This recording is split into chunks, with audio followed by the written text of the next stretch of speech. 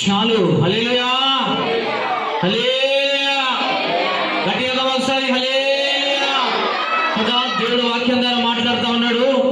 ఏంటంట, దేవుడు మనల్ని క్షమించిండు. హల్లెలూయా.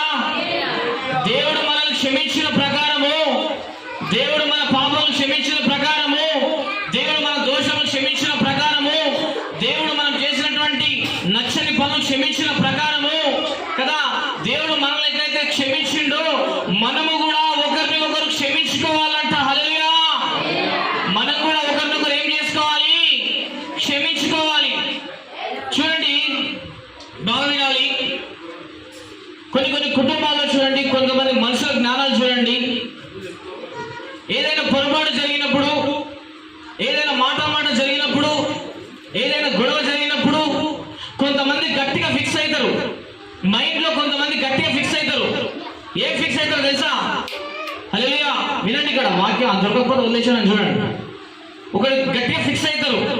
గొడవ జరిగినప్పుడు, కొట్లాట జరిగినప్పుడు, కయ్యం జరిగినప్పుడు, కుటుంబంలో కావచ్చు, సమాజంలో కావచ్చు, స్నేహితుల మధ్యలో కావచ్చు, బంధువుల మధ్యలో కావచ్చు, ఎక్కడైనా సరే కావచ్చు, కొంతమంది కూడా గట్టిగా ఫిక్స్ అవుతారు. ఏంటో తెలుసా? సచ్చిన సరైన వారి ఇంటికి కా చెప్పాలి. సచ్చిన సరైన ఇంటికి కా వెళ్ళను. వాడు నన్ను అంత మాట అంటాడా? 10 మందిలో పెట్టుకుని నా ఇజ్జత్ తీస్తాడా? అందరి ముంగల, నా చుట్టాల ముంగల, నా బంధువుల ముంగల, రక్త సంబంధుల ముంగల, నా స్నేహితుల ముంగల నన్ను అనరాని మాట అనే కదా, నన్ను అనరాని తిట్టుది కదా, 10 మందిలో నన్ను విధవని చెప్పేసి అన్నాడు కదా, నా పరువు పోయింది. ఇప్పటి నుంచి వీరితో నేను ఇక మాట్లాడను, పైగా నేను సచ్చిన ఇంట్లో కాలు పెట్టను అనే నిర్ణయాలు తీసుకుంటారు బిడ్డ. హల్లెలూయా. సచ్చినా సరే నేను అక్కడ అడుగు పెట్టను.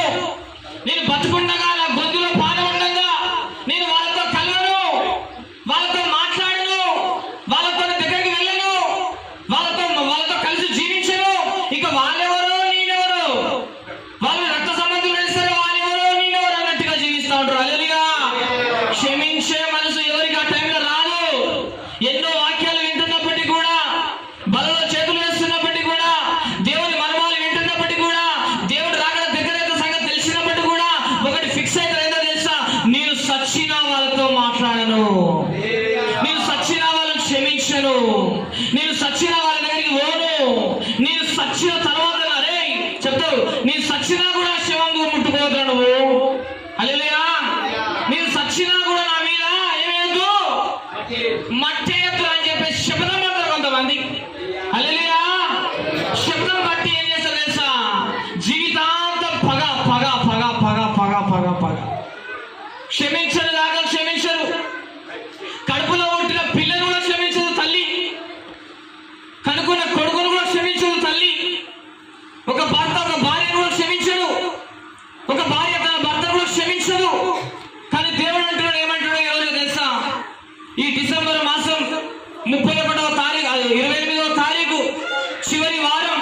ఇంకా మహా అంటే 2-3 రోజులైతే మనం ఎక్కడ అడుగు పెట్టబోతున్నాము?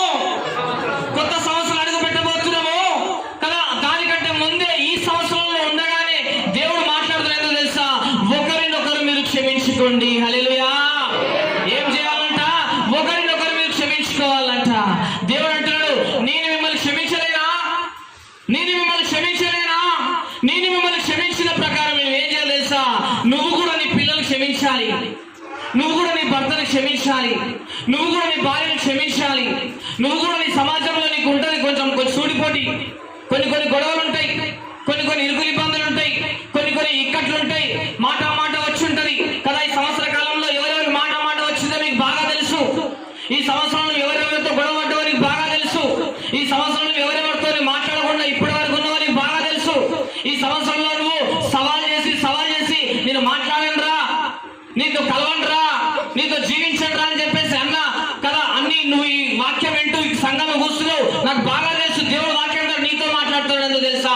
వాళ్ళను నువ్వు క్షమించాలి అంట. హల్లెలూయా.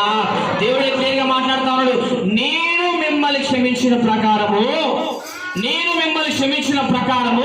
మీరు కూడా ఏం చేయాలి? ఒకరిని ఒకరు ఏం చేయాలి? మీరిద్దరూ క్షమించుకోవాలి.